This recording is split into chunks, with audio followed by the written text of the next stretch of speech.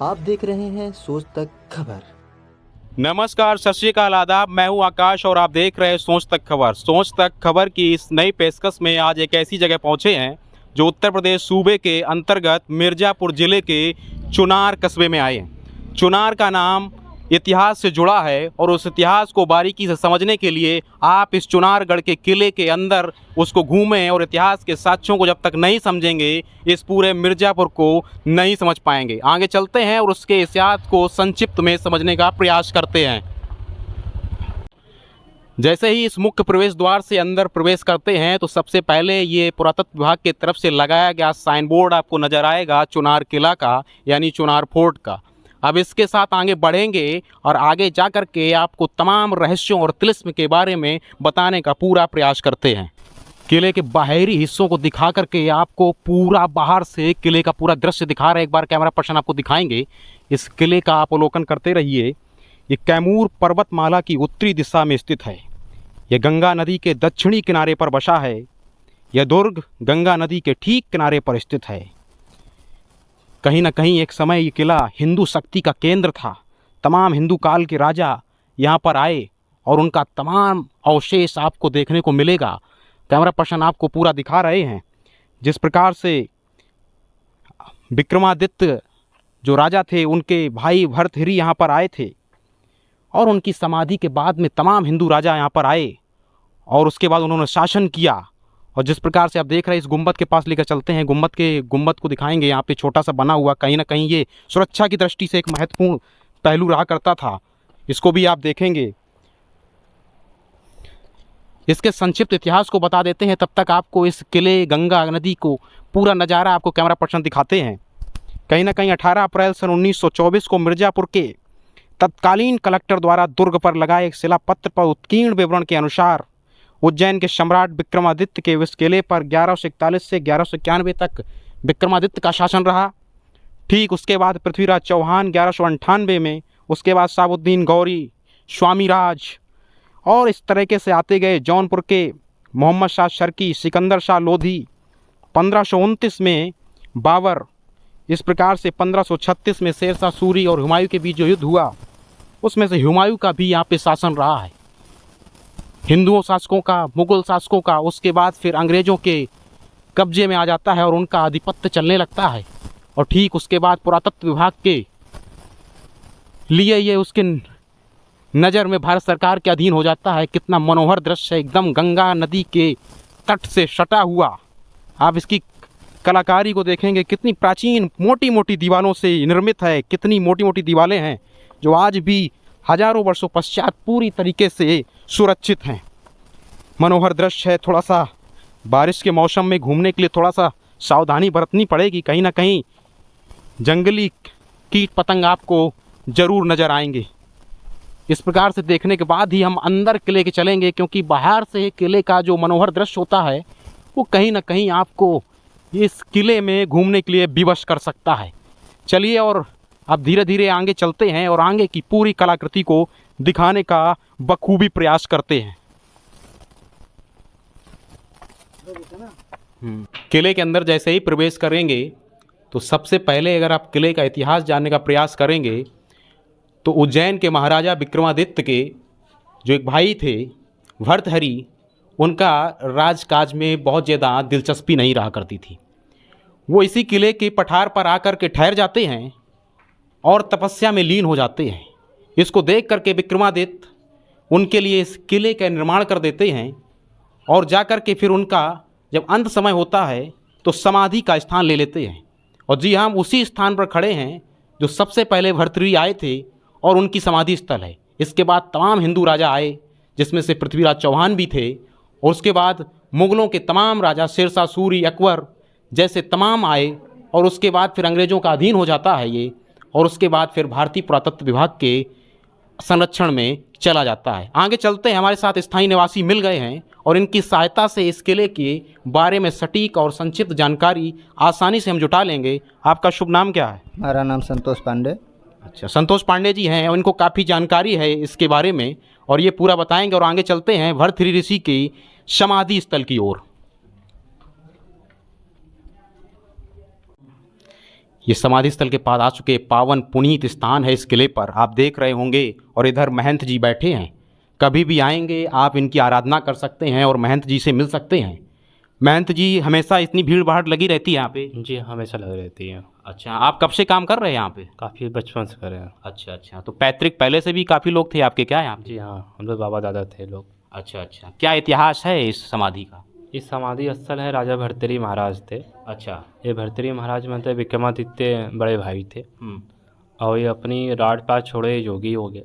हाँ। तो योगी हो गए तो बाबा गोरखनाथ महाराज हैं, गोरखपुरी में हैं, हम्म। ये उनके शिष्य बन गया। अच्छा जी। तो उनके शिष्य बन गए तो यहाँ तप करने आते समय किला नहीं था, मतलब ये पूरी पहाड़ था और पीछे गंगा नदी देखे। तो भर्तृहरि महाराज सोचे अगर यहाँ तप करेंगे तो यहाँ मन ते आत्मा ते काफ़ी यहाँ शांति जगह मिलेगा। हाँ। तो खुद एक गुफा टाइप बनवाया, अंदर बैठ गए। तो इस समाधि में बैठे कुछ दिन बाद इनके भाई आए विक्रमादित्य आए। हाँ। तो विक्रमादित्य आए तो बोले भैया आप घर चलिए राजपाट देखने। तो बोले भैया हमसे राजपाट से कोई मतलब नहीं है, अगर हम घर जाएंगे तो मेरी समाधि ते खंड हो जाएगा। खंड में तो ऐसे कोई बाल बच्चा आएगा, कुछ रिश्तेदार आएगा तो मेरी समाधि तो कोई महत्व नहीं रहेगा। तो इनके नाम से विक्रमादित्य चावल से घेराबंदी करवाया और काफ़ी एक सुंदर यहाँ एक मंदिर बनवाया। अच्छा अच्छा। तब उनके यहाँ ही समाधि स्थल है, राजा भर्तृहरि महाराज थे। बिल्कुल, जैसा कि बताया विक्रमादित्य, जैसा कि इतिहास बताए थे, विक्रमादित्य के भाई थे और राजसी काज में उनका मन नहीं लगता था तो यहाँ पर आ जाते हैं। गुरु गोरखनाथ के ये परम शिष्य थे और यहाँ पर एक फिर वो बाउंड्री वॉल खिंचवा करके एक भव्य मंदिर का रूप ले लेते हैं। राजयोगी भर्तृहरि की समाधि के बाद में हम एक ऐसे रोचक तथ्य को जानने के लिए आ पहुँचे हैं इस स्थानीय निवासी के साथ में, जो बताए थे विजयगढ़ के किला में भी कि बहुत सारी सुरंग और गुफाएं सभी किलों को, इन चारों किलों को आपस में जोड़ती है। और ये सुरंग का आपको दिख रहा जो ऊंचा सा टीला हल्का सा है, ये कहीं ना कहीं अब ढक चुका है और पूरा बंद हो चुका है। स्थानीय निवासी से जानेंगे कि इसका क्या रहस्य है इस सुरंग का। इसका रहस्य देखिए, एक तो रास्ता चला जाएगा चुनार और एक नौगढ़, एक विजयगढ़। हाँ। ये वहाँ भी जाएंगे तो आपको सुरंगें नौगढ़ विजयगढ़ में भी मिलेंगी। तो जब अंग्रेज़ यहाँ पे आए खजाना खोजने के लिए, इसमें प्रवेश किए तो प्रवेश करके कुछ दूर तक गए, कुछ तो उसमें में ख़त्म हो गए और कुछ जब बाहर आए तो अंग्रेज़ घबरा कर इसको ढक दिए। उन्हीं के कार्यकाल का ये ढका हुआ है पूरा। और उधर लाइट ले लीजिए। बिल्कुल, जैसे बताया कि अंग्रेज के टाइम पे आए थे तो उन्होंने कहीं ना कहीं इसमें दबे हुए तमाम खनिज और संपदा को निकालने का प्रयास किया लेकिन असफल रहे और इसके बाद से उसको ढक दिया गया है। अब किसी प्रकार का अंदर सुरंग तो मौजूद है लेकिन जाने का कोई रास्ता मौजूद नहीं है। आगे चलते हैं और आपको दिखाते हैं। किले का एक और महत्वपूर्ण स्थान है सोनवा मंडप। उस जगह आकर खड़े होंगे, इसकी भव्यता को देखिए, इसकी नक्काशियों को आप देखेंगे कितनी पुरानी और कितनी सूक्ष्म रूप में आपको ये दिख रही हुई पूरी बनावट कहीं ना कहीं आकर्षण का एक केंद्र जरूर होती है। इसके बारे में पूछेंगे कि इसका क्या रहस्य है और क्या इसका है। ये सब जो जितना आपको दिख रहा है इसमें हीरे मोती अनेकों पदार्थ के लगे हुए थे, रत्न, जो कि जब अंग्रेज यहाँ पे चढ़ाई किए तो वो सब कबार के सब ले गए। आज इसकी सुंदरता देखिए कितनी।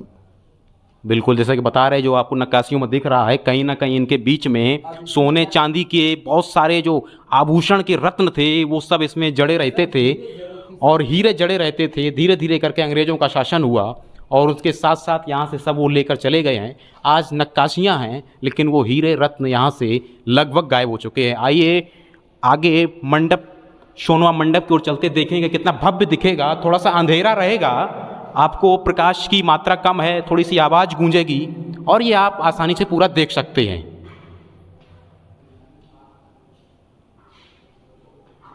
ये सोनवा मंडप की कहानी जो आपको एक पत्थर दिखाए थे, वीर लोरिक की कहानी बताए थे, उस महापुरुष वीर लोरिक से भी जुड़ी हुई काफ़ी रहस्य भरी कहानी है और उसके बारे में भी ये बताने का प्रयास जरूर करेंगे। हाँ, सोनवा से यहाँ पे शादी हुआ था वीर लोरिक का।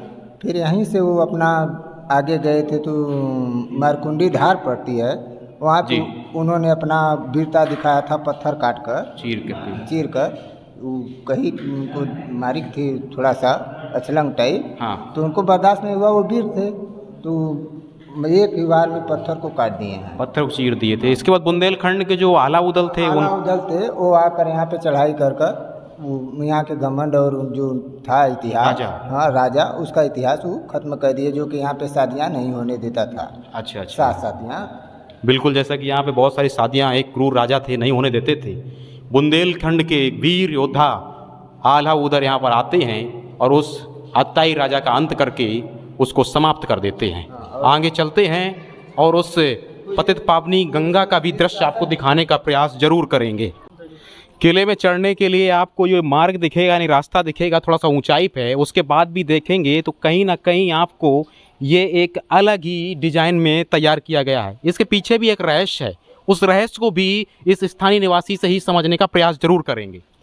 ये जो रहस्य है भैया, ये जैसे कि पहले राजा महाराजा जब यहाँ पे चढ़ाई करते थे, चढ़ाई करते समय घोड़ा उनका स्लिप खा जाता था, ऐसा होता था, तो उसके लिए ये नक्काशीदार बना दिए, जगह जगह बन गया नक्काशी। खुरदरा कर हाँ, दिए। खुरदरा कि इस पर घोड़ा नहीं स्लिप करेगा। बिल्कुल बिल्कुल। हाँ, तो ये सब पहले के राजा का जो यहाँ इतिहास इतने अच्छे बनाए हैं। यह तो किला बहुत ही चमत्कारी किला है। बिल्कुल चमत्कारी किला है। कहीं ना कहीं घुड़सवारी या हाथी से जब भी राजा जाएंगे तो ये अगर ये प्लेन रहेगा, समतल रहेगा, तो स्लिप करने का एक डर रहता है, जिससे कि वो स्लिप ना करे, इसलिए खुरदरा करके चट्टानों पर बनाया जाता है। आगे चलते हैं और तमाम रहस्यों के बारे में बताने का प्रयास करते हैं। किले के देखने के लिए आगे बढ़ते हैं तो एक और रोचक और तिलिस्म से भरा हुआ रहस्य मिलता है, कुआं। इस कुएं को आप देखेंगे तो इसमें कहीं ना कहीं 4 जगह से रास्ता इस कुएं के अंदर निकलती है। आपको कैमरा पर्सन एक बार जूम करके दिखाएंगे चारों तरफ। आप देख रहे होंगे इस कुएं के चारों तरफ 4 जगह से रास्ता दिख रही है। अभी पानी भरा हुआ है, अगर पानी थोड़ा सा नीचे और जाएगा तो आपको और भी रास्ता नीचे नज़र आएगा। इस कुएं का क्या रहस्य है?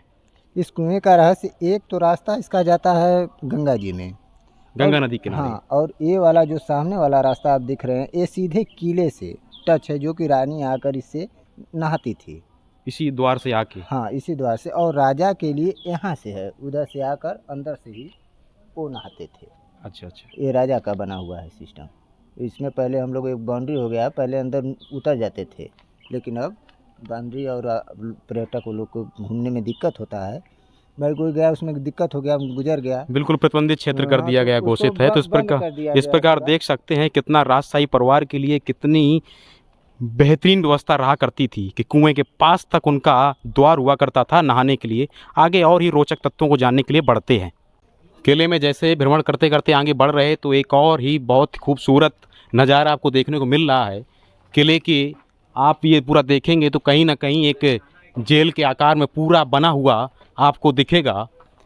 ये उस समय का एक अद्भुत दृश्य है जो आज के युग में देखना अपने लिए एक इतिहास को सीधे साक्षात्कार करने जैसा है। आगे चलते हैं, तमाम रहस्यों को देखते ही बढ़ते चलते हैं। किसी भी राज्य के राजा के लिए कहीं ना कहीं सबसे महत्वपूर्ण उसका दरबार हुआ करता है, और आज हम इस चुनारगढ़ किले के राजा के दरबार में आकर खड़े हो गए हैं।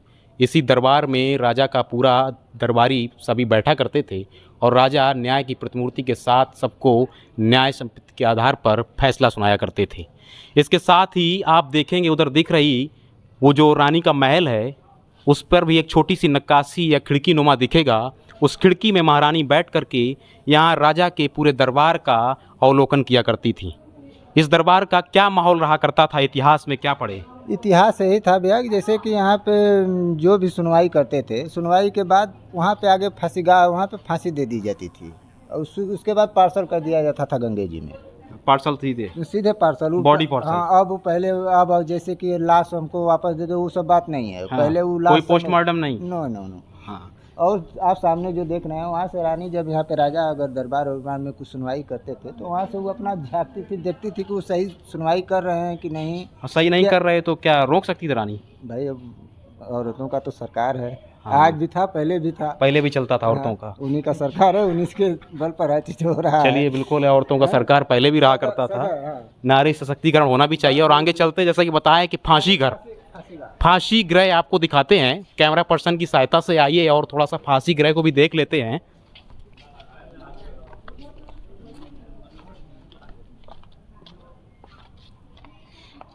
ये सामने आपको दिख रहा होगा, पूरा फांसी गृह दिखेगा।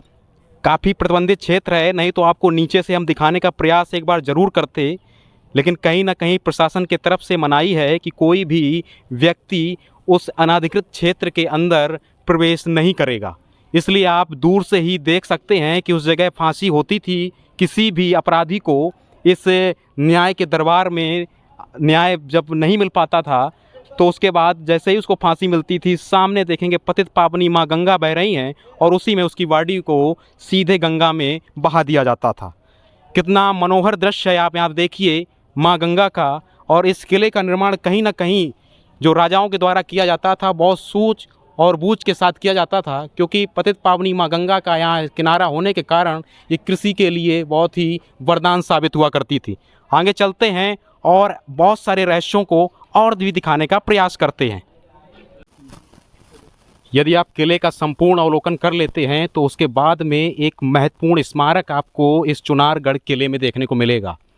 चूँकि सबसे पहले हिंदू शासकों का राज था, उसके बाद मुग़लों का राज, इसके बाद में ब्रिटिश हुकूमत आ गई थी। ब्रिटिश हुकूमत में जो भी शहीद होता था उसकी मिलिट्री से या उसकी सेना से, तो उसका एक स्मारक प्रतीक चिन्ह बना दिया जाता था। आप देख सकते हैं इस स्मारक को आज भी सुरक्षित है। वो 1800 ईस्वी के दौरान के सभी स्मारक आप एक एक करके देखेंगे। इसमें आपको एक महत्वपूर्ण चीज़ दिख रही होगी, कोई स्मारक बड़ा दिख रहा होगा, कोई छोटा दिख रहा होगा। ये कहीं ना कहीं उनके पद के अनुसार हुआ करता था। मेजर साहब, कर्नल साहब रहे होंगे तो थोड़ा बड़ा स्मारक रहा होगा, और जब कोई छोटा सा उस डिफेंस में रहा होगा तो उसका उस पोस्ट के हिसाब से उतना छोटा स्मारक रहा होगा। कैमरा पर्सन एक बार थोड़ा सा आपको जूम करके पूरा सब दिखा देते हैं, पूरा व्यू। ये स्मारक जो आज भी है संरक्षित है और पुरातत्व विभाग के अधीन में संजो के रखा गया है। जैसा कि बताए थे, आप देखेंगे कि कैप्टन का ये है। अब कैप्टन का आपको जूम करके कैमरा पर्सन दिखाएंगे कि बड़ा सा आपको ये स्मारक प्रतीक चिन्ह देखने को मिलेगा। और जस्ट इसके बाद में आप देखेंगे तो कहीं ना कहीं वो लेफ्टिनेंट कर्नल का था, तो आपको कहीं ना कहीं छोटा सा नज़र आएगा। उसके बाद जनरल का आप देखेंगे, वो एक बार फिर से आपको बड़ा प्रतीक जो नज़र आ रहा है वो जनरल का है। तो इस प्रकार से कहीं ना कहीं पद के हिसाब से, एक पोस्ट के हिसाब से इस प्रकार का निर्माण किया जाता था। इस प्रकार इसको देखने के बाद अब हम निकल लेते हैं और पूरा किले के साथ साथ इस स्मारक का भी अवलोकन पूर्ण हुआ और अब चलते हैं। लगभग किले का जितने महत्वपूर्ण स्थान थे उनका भ्रमण करने के बाद हम लोग निकल ही रहे थे इस मुख्य प्रवेश द्वार से पुनः वापस। जैसा कि आप देख सकते हैं, एक बार दिखा रहे हैं कि इस किले का अधिकांश भाग जो है वो कहीं ना कहीं पीएसी के प्रशिक्षण केंद्र के लिए चला गया है। इस जगह क्योंकि पीएसी की बहुत सारी बटालियन रहती है और प्रशिक्षण करती है और किसी ज़रूरत पड़ने पर वो हमेशा के लिए तैनात रहती है। इसके साथ ही हम लोगों का सफ़र लगभग पूरा हुआ और इस सोच तक खबर को ज़्यादा से ज़्यादा देखिए और ज़्यादा से ज़्यादा प्यार दीजिए, और हो सके तो अपने दोस्तों में शेयर ज़रूर करिएगा। और यदि अभी तक आपने इस चैनल को सब्सक्राइब नहीं किया है तो सब्सक्राइब ज़रूर करिएगा। जय हिंद।